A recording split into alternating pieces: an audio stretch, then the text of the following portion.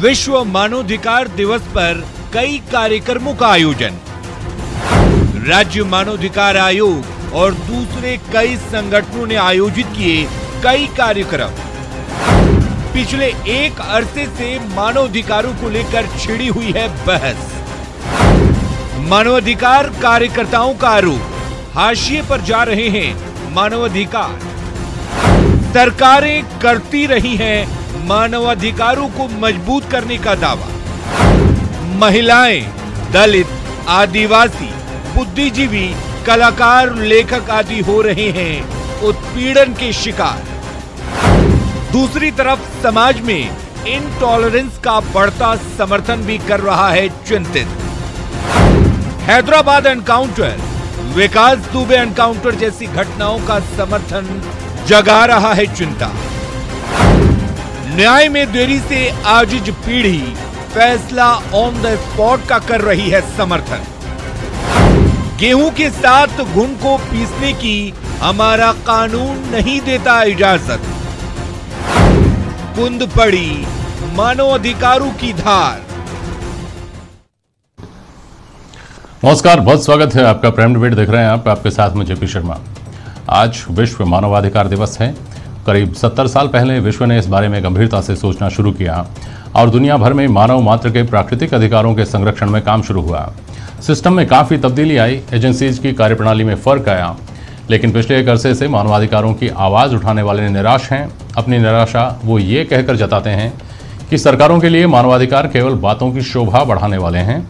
कभी इस शिकायत के साथ मानवाधिकारों का दायरा सिकुड़ता जा रहा है, कभी असहिष्णुता के आरोपों के साथ अवार्ड लौटाकर, और कभी अभिव्यक्ति की स्वतंत्रता कुचलकर एक विचारधारा की ही सुनवाई होने के आरोप लगाकर। दूसरा, पिछले एक अरसे में इस तरह की घटनाएं हुई हैं जिन्होंने आम जनमानस की ये झलक दिखाई है कि लोगों का सिस्टम पर भरोसा थोड़ा कमज़ोर पड़ा है और एनकाउंटर जैसी घटनाओं में लोग समाधान ढूंढने लगे हैं। आज इन तमाम पहलुओं पर प्राइम डिबेट में चर्चा होगी इन सवालों के जरिए कि क्या मानवाधिकारों का हनन बढ़ने के आरोप सही हैं?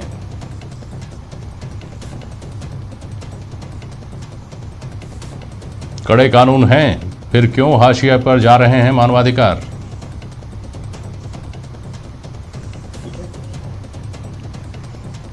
और मानवाधिकारों की आड़ लेकर सहूलियत लेने वाले समाज कंटकों का इलाज क्या है?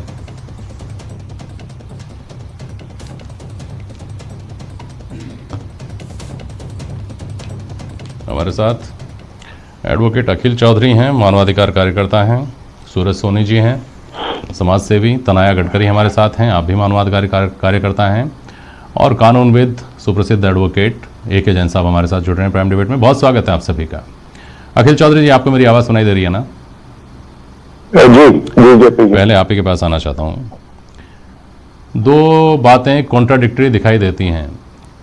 एक तो व्यावहारिक तौर पर यह देखा जाना कि मानवाधिकारों की बंदिशों के चलते सिस्टम का काम करना मुश्किल होने की बात कही जाती है कि साहब इतनी टाइट ग्रिप हो गई है, ज़रा सा कुछ करो और मानवाधिकार आड़े आ जाते हैं। दूसरी तरफ ये शिकायत आप जैसे लोगों की कि मानवाधिकारों का तो हनन हो रहा है साहब, मानवाधिकार तो कमज़ोर पड़ते जा रहे हैं। कैसे? देखो, जहां तक मानवाधिकार के हनन की बात है, ये किसी भी एक संदर्भ में नहीं, सभी संदर्भों में, चाहे वो आपने जैसे इंट्रोडक्शन में बताया कि महिलाओं के ऊपर, दलित, आदिवासियों के उत्पीड़न पे, और हाल ही में जो अपन किसानों के ऊपर जो सरकारी दमन और सरकारी एक हमला इन 3 कानूनों के आड़ में देख रहे हैं, तो ये भी जो मानवाधिकार हम लोग बात करते हैं तो सबसे बेसिक राइट्स, इसमें कोई बहुत बड़े राइट्स या फंडामेंटल राइट्स, कॉन्स्टिट्यूशनल राइट्स की तो बात ही नहीं कर रहे। हम तो सिर्फ जीने के, मानवों के लिए जो बेसिक राइट्स हैं, जो सभी मानवों को मिलने चाहिए, बहुत ही बेसिक चीजें एक जिंदगी जीने के लिए, उसकी बातें हो रही हैं। और जब सरकारी तंत्र इस तरह की बातें करते हैं कि मानव अधिकार की आड़ में या मानव अधिकारों के जरिए कोई बचने का या इस तरह की कोशिशें कर रहा है, तो मेरे ख्याल से वो एक तरह से बहाने बनाने जैसा हो गया। क्योंकि ऑफ कोर्स जितने भी हमारे कानूनी जो प्रोविजंस है, अगर सिस्टम ये कहता है कि मानवाधिकारों की आड़ ले रहे हैं तो सिस्टम बचने की कोशिश कर रहा है। इसका दूसरा पहलू क्या यह नहीं है कि लोग आड़ लेकर बचने की कोशिश करते हैं? ऐसा नहीं? मानव अधिकारों की आड़ तो किसी को लेनी भी नहीं चाहिए, और अगर कोई ऐसा लेता है तो उसके लिए हमारे पास में सफिशिएंट कानून है, प्रोविजन है हमारे। जैसे मुझे ये समझाइए, आपने उदाहरण दिया किसानों के आंदोलन का, इसमें मानवाधिकार कहाँ प्रभावित हो रहे हैं, कैसे प्रभावित हो रहे हैं, किसके स्तर पर प्रभावित हो रहे हैं? देखिए, जो जीने का ये सिर्फ किसानों की लड़ाई नहीं है, ये लड़ाई हमारे जैसे आम नागरिकों की भी है, जो किसानी में पहले पीछे से किसान है, लेकिन अभी हम अपने अपने किसी दूसरे चीजों में कर रहे हैं। जब आपके पास में रोटी इतनी ज्यादा महंगी हो जाएगी कि हम कुछ खरीद ही नहीं पाएंगे, जब 500 रुपए 400 रुपए का एक किलो अनाज मिलने लगेगा, तो वो मानवाधिकार का हनन तो हो ही गया, क्योंकि आपके जो बेसिक जो राइट टू फूड है वो ही फुलफिल नहीं हो पाएगा।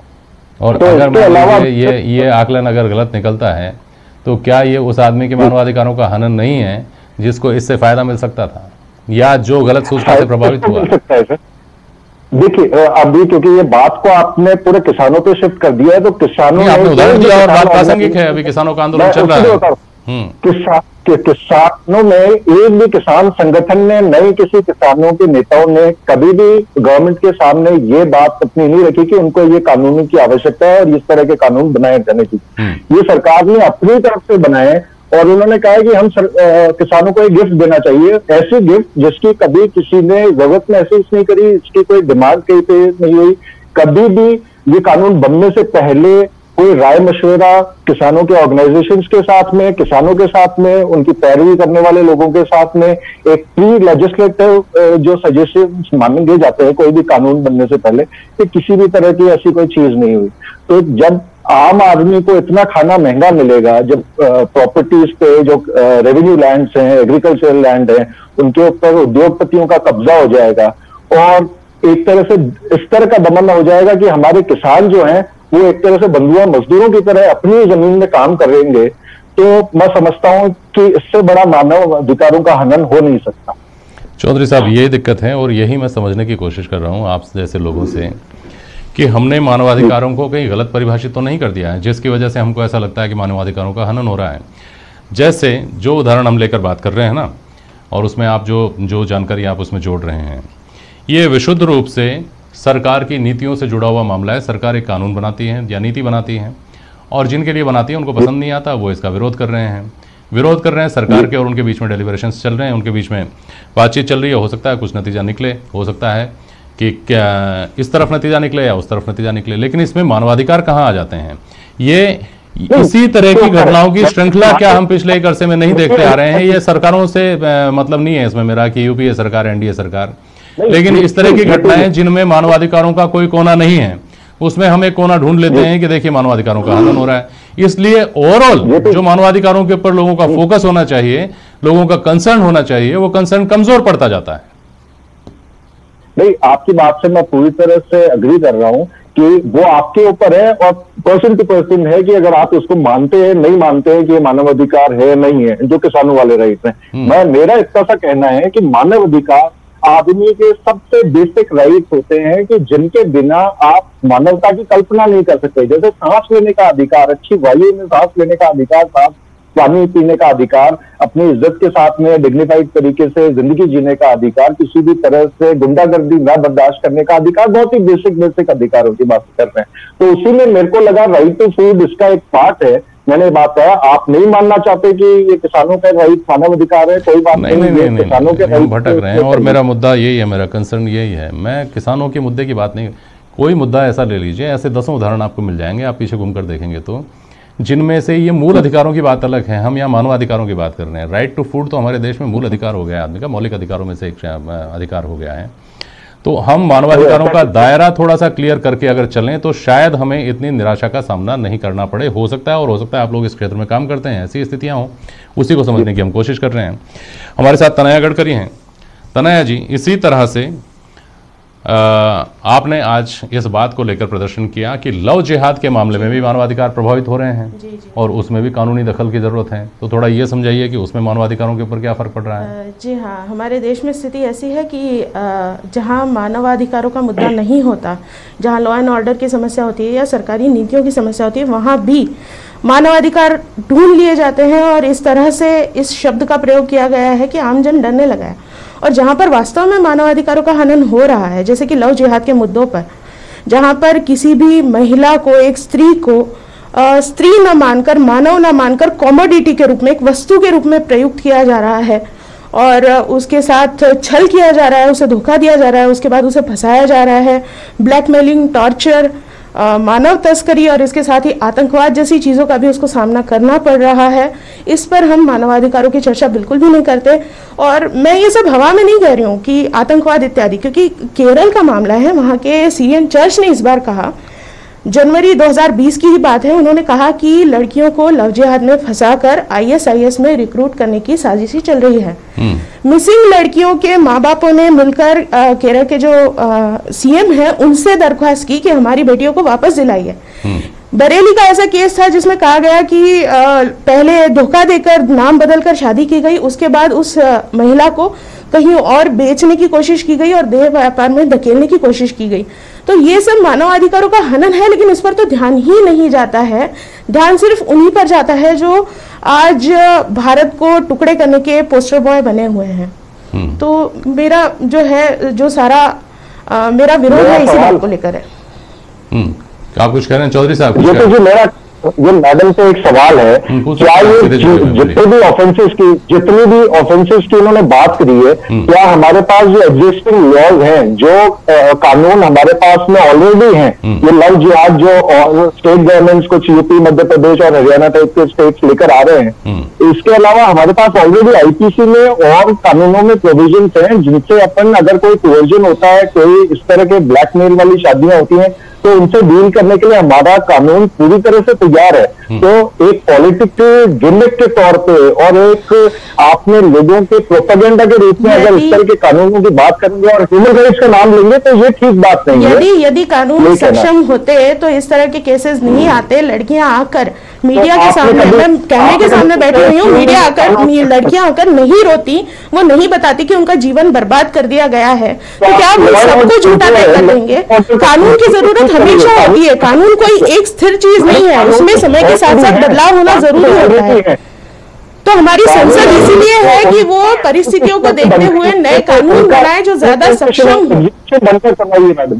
नहीं, एक बात बताइए तनया जी, अगर लव जिहाद का जो मामला है वो कुल मिलाकर छल का मामला है और ये 18 साल से ऊपर का जो आदमी है जिससे अपेक्षा की जाती है कि वो देश का भविष्य चुन सकता है अपने नेताओं के तौर पर, तो क्या वो अपना लाइफ पार्टनर चुनने में समझदारी नहीं दिखाएगा? बिल्कुल चुन सकता है, नहीं चला जाना उसकी समझदारी होनी चाहिए। और अगर वो चला गया है तो कानून इसके लिए बने हुए हैं, उसको कानूनों के मुताबिक किसी भी तरह का फ्रॉड अगर होता है तो उसके लिए कानून है। तो उस स्थिति में उसके ह्यूमन राइट्स कैसे प्रभावित होते हैं, थोड़ा ये समझाइए ना। ह्यूमन राइट्स, जब मैं कह रही हूँ कि आतंकवाद के केसेस देखे गए हैं, जब ह्यूमन ट्रैफिकिंग के केस देखे गए हैं, देह व्यापार में धकेलने के केसेस देखे गए हैं, तो इसे आप किस तरह से मानवाधिकार हनन में नहीं जोड़ रहे हैं। दूसरी बात, आपने 18+ की बात की, बहुत अच्छी बात की, क्योंकि मैं किसी मजहब के विशेष के या धर्म विशेष के समर्थन में या विरोध में नहीं हूँ। मैं सिर्फ फैक्ट बता रही हूँ कि यदि कोई लड़की नाबालिग 15 वर्ष की भी है और वो इस्लाम कबूल कर लेती है तो वो शरीयत के मुताबिक निकाह कर सकती है, और ये 18 वर्ष वाला कानून उस पर लागू नहीं हो रहा है। तो आप ये देखना चाहते हैं 15 वर्ष की बच्ची जो कि उसको समझ है या नहीं है, हमारा अगर संविधान मानता है कि उसको वोट देने का अधिकार नहीं है, इसका अर्थ उसको समझ नहीं है, वो इस तरह का फैसला ले रही है और उसके बाद वो पढ़ाई लिखाई छोड़कर एक कुछ इस तरह से अपने जीवन को मोड़ ले रही है, तो क्या ये गलत नहीं है? क्या उसे समझाया नहीं जाना चाहिए? कानून ऐसे नहीं बनने चाहिए। आप कह रही हैं कि वो धर्म बदल लेती है तो 18 साल से पहले शादी कर सकती हैं? हाँ, बिल्कुल कर सकती हैं। आप चेक कीजिए, दिल्ली हाई कोर्ट का क्लियर करेंगे। एक जैन साहब बताएंगे कि क्या ऐसा है।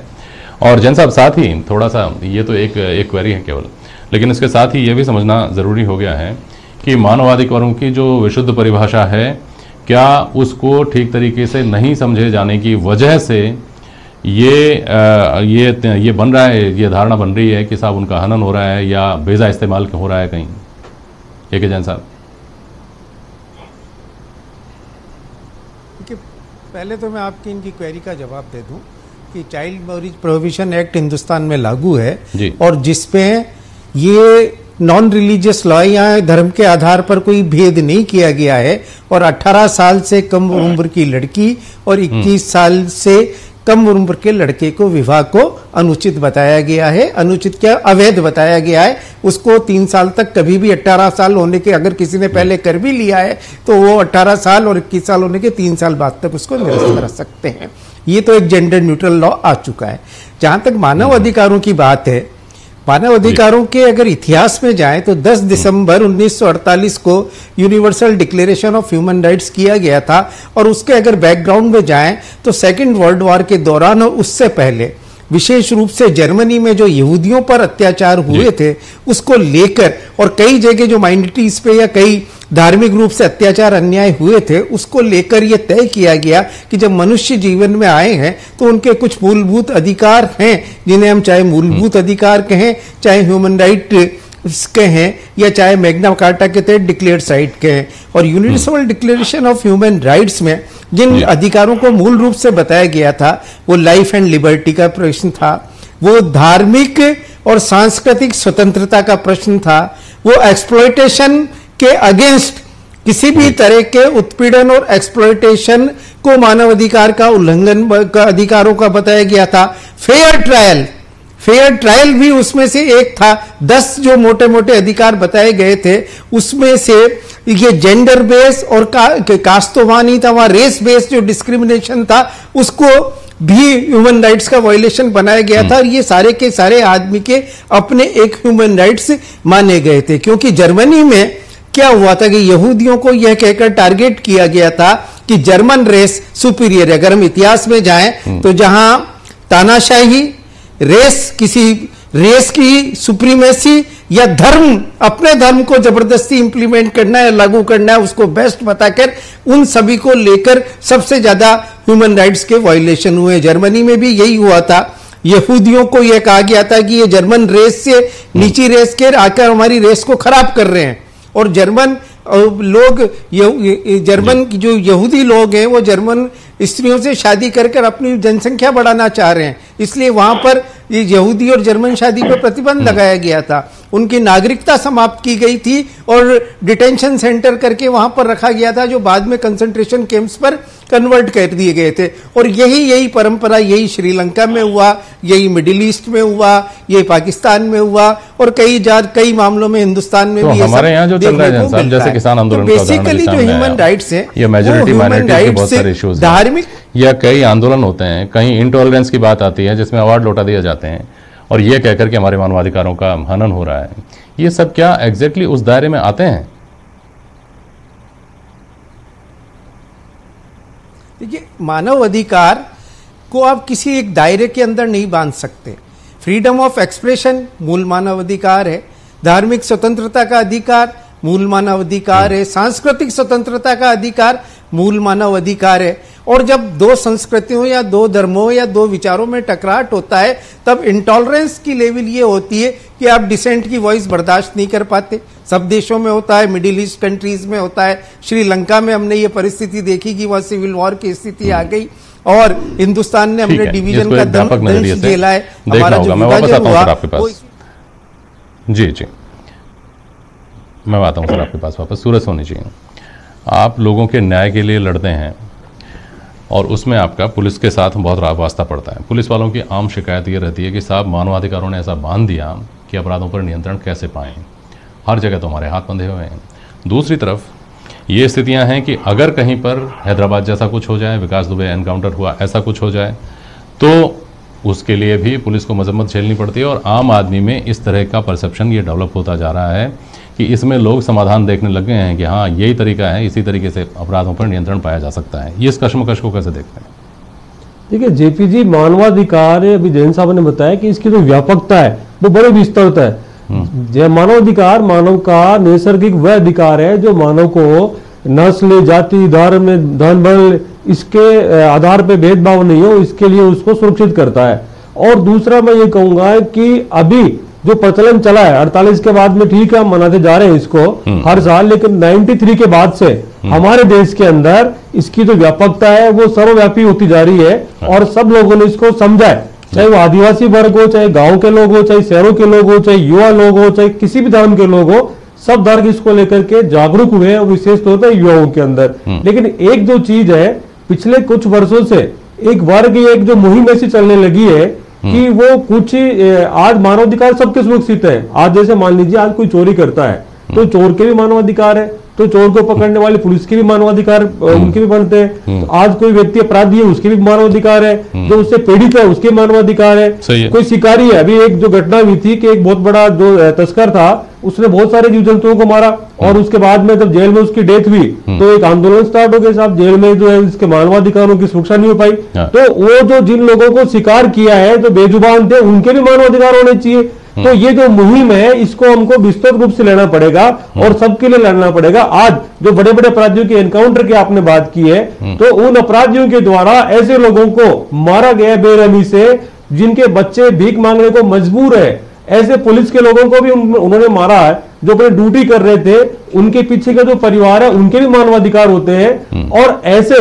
बड़े अपराधी हैं जो रेप करते हैं और बड़े बड़े जो है कारनामों को अंजाम देते हैं, तो उनसे जो पीड़ित परिवार है उनके भी मानवाधिकार होते हैं। तो सभी के मानवाधिकारों की हम जब बात करेंगे तो निश्चित रूप से मानवाधिकार मजबूत होंगे और हम केवल एक तबके के पीछे लगे रहेंगे। आज हम कई बार देखने में आता है कि आतंकवादियों के लिए भी लोग खड़े हो जाते हैं, रात को कोर्ट खुलवा लेते हैं और कहते साहब इनके मानवाधिकार है, लेकिन जिन लोगों को वे मार करके आते हैं हजारों लोग, उनके मानवाधिकारों की बात नहीं होती है। तो मानवाधिकार मजबूर हो जाते हैं, मजबूत नहीं होते सर।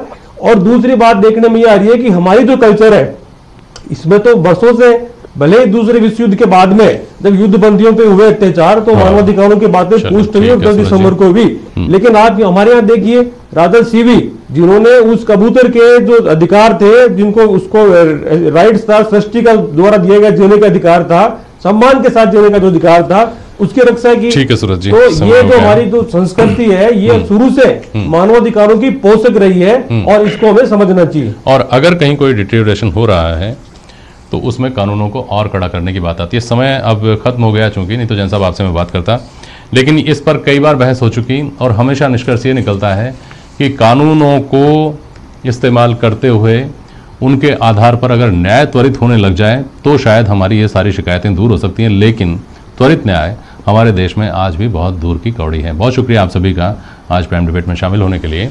आज के लिए बस इतना ही, नमस्कार।